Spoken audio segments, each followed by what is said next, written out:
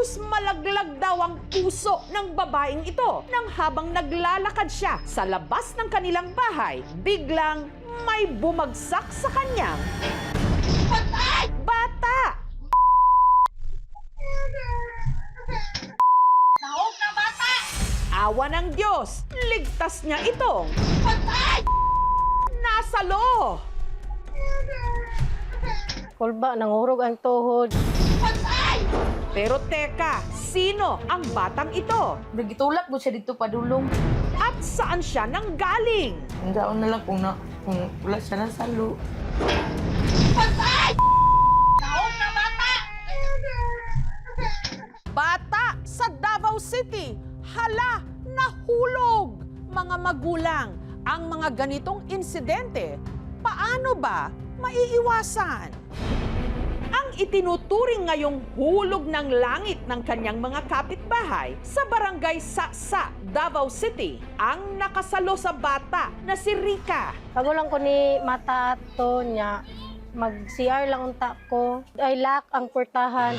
Balak raw sana noong pumunta ni Rica sa bahay ng kanyang mga magulang nang biglang may batang nahulog mula sa hagdan.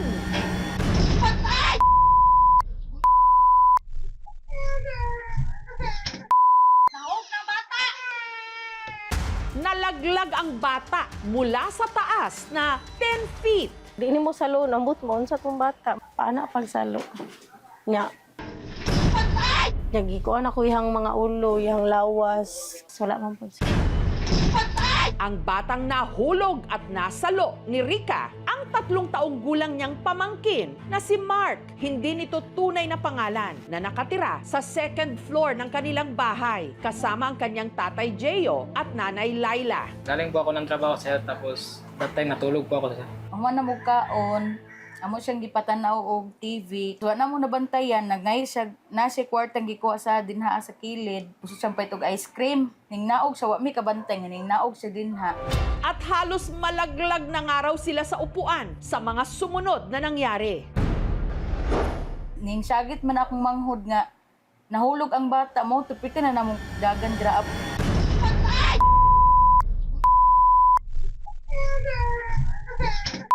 Naog na bata!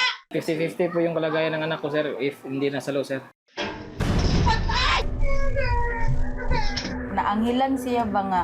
Timing dito po din nga pistuwa sa mangho, dito po siya nahulog. Ikatingala gyud kay ba nga. Ang tinansya ng Panginoon nga, yun na pong nangyari. Pero sa pagkalat ng video, marami ang bumatikos sa mag-asawa. Nasaan ba ang nanay niya? Bakit walang bantay? Kung para sa mong sarili mo, kung nabantayan siya, bata ka nang nadyo kay mabisi ka sa lain. Pero dawato na lang, mga na dyan tinitabo. Naniniwala silang hindi aksidente ang pagkahulog sa hagdan ng bata. Dahil ayon mismo sa bata, di umano may nagtulak sa kanya. Kaugma pa siya nakakuan. May istorya siya tulak siya diwindi. Gaano katotoong sinadya ang pagkahulog ni Mark sa hagdan? Ang makakasagot nito, si Rica, na nakita pa raw si Mark na bumababa ng hagdan bago ito nalaglag. Wala siya kagunit sa ilahang gunitanan, sir, kay gagunit siya kwarta. Pag ikaduhan akong hangad, nahog na siya, matapasalo ko, anak. Na-slide yan chinelas. Mag-ulan, no? Basta mo na siya diraa. Nga slide yung na siya kanang agian. Batay sa Injury Surveillance System ng Department of Health noong 2021, sa mahigit 3,000 na italang mga insidente ng pagkahulog, halos kalahati mga bata na wala pang 15 taong gulang. At mahigit kalahati rin ng mga insidente nangyari sa loob mismo ng bahay. Importante na sa mga pamilya, conscious sila doon sa ano yung pwedeng mag-create ng disgrasya doon sa mga bata. No?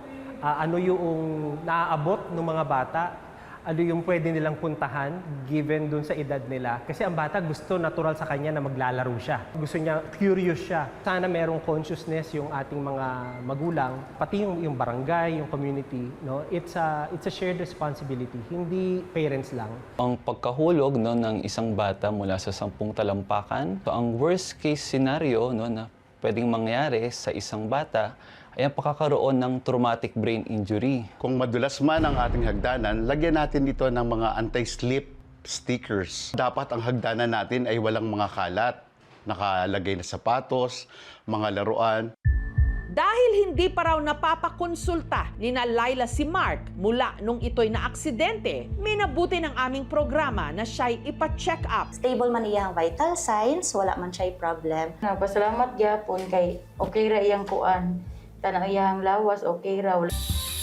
Para masigurong hindi na ito mauulit, ipinaayos ng mag-anak ang kanilang hagdan. Ang pagpapagawa nito, sinagot na ng aming programa. Nalipay kay bag-o na ang kuan, ang hagdanan na nabutangan na og kuan kaning kuan diri laklak nyan dungagan ang bakal diri sa gilid og sa pikas. Mas safety na jud, di na siya mahulog. Daghang kayong salamat. Makaya minuto-minuto mata tan-aw dito sa bata. Pag bumaba siya, sir, tawagin kami para hindi na maulit. Lesson learned naman po.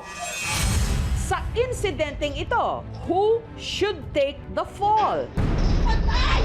Sino bang dapat masisi? Mas mabuti pa kaya, huwag nang maglaglagan dahil ang responsibilidad para hindi mapahamak ang mga bata, babagsak pa rin sa ating mga nakatatanda.